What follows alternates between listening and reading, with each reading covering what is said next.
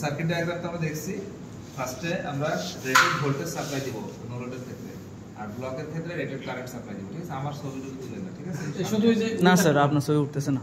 আচ্ছা, তাহলে ফার্স্টে রেটেড ভোল্টেজ সাপ্লাই দিব নো লোড টেস্ট। তাহলে পাওয়ার সাপ্লাই থেকে একটা অ্যামিটারে যাবে, ঠিক আছে? আপনারা ডায়াগ্রামটা খাতায় উঠিয়ে নেবেন, নিয়ে কানেকশন অনুযায়ী ভিডিও অনুযায়ী দেখুন। তাহলে অ্যামিটার থেকে ওয়াটমিটার, অ্যামিটার থেকে ওয়াটমিটার থেকে ইন্ডাক্টর, ওয়াটমিটার থেকে কয়েল, ইন্ডাক্টর বলা যাবে না, পিওর ইন্ডাক্টর না। কয়েল থেকে গেছে শর্ট হয়ে গেছে। তাহলে লাইন 2, লাইন লাইন 2 থেকে ওয়াটমিটার, এখানে অ্যামিটার নাই। না স্যার, ওয়াটমিটার থেকে কয়েলে, কয়েল, এই নাম্বার কয়েল। আবার হচ্ছে লাইন থেকে ওয়াটমিটারে। তার মানে আমরা কি ইউজ করলাম? 3 ওয়াট মিটার মেথড ইউজ করলাম, ঠিক আছে? Colour 3 watt meter colour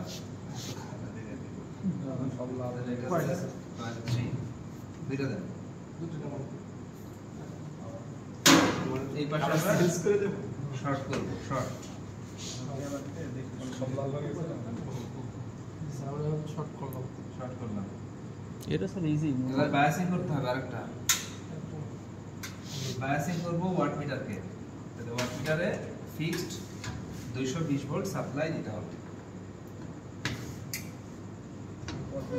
sir নিচে দুটো বায়াসিং এর জন্য হয়। হ্যাঁ, এইটা এটা তো ভিতর থেকে ইন্টারনালি বায়াসিং সিস্টেম বাইরে, হ্যাঁ থাকতো, তাহলে আমরা করতে পারতাম না, একটা ব্যাটারি লাগে, মুভ করতে পারতাম না যদি ফিক্সড করে বায়াস করা যায়। আমার এখানে সব এসি সিস্টেম, তাহলে ডিসি করতে গেলে আবার আমাদের এখানে রেফারেন্স করতে হতো, কস্টিং বেশি হয়ে যেত। স্যার এটা ডিসি তো কাজ করবে না,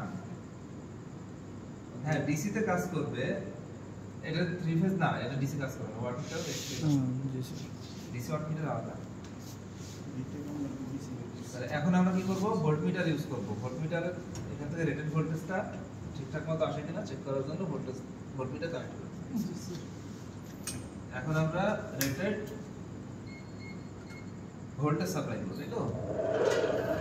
415 ভোল্ট 400 ভোল্ট সাপ্লাই করব।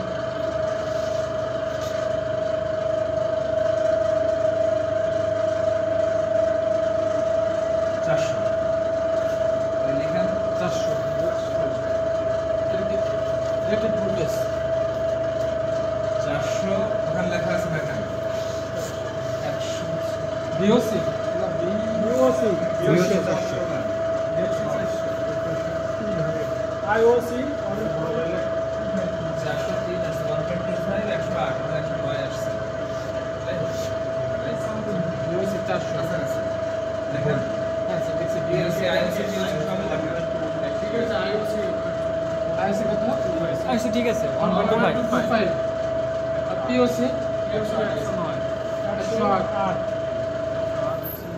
ওয়াট এটা ভোল্টেজ এই লাল এই জন্য সেই জিনিস লাগবে, এরকম একটা গুলি লাগবে। এখনো জড়তা ধরেই আছে।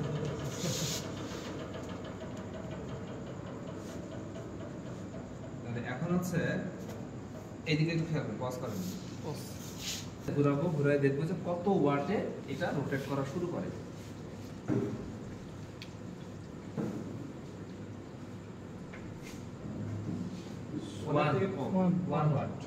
ওয়ান ওয়াটে আমরা ধরি, ঠিক আছে? 1 ওয়াট, তাহলে 1 ওয়াটে রোটেট করা শুরু করতেছে। তাহলে উইন্ডোজ ফ্রিকশন লস কত?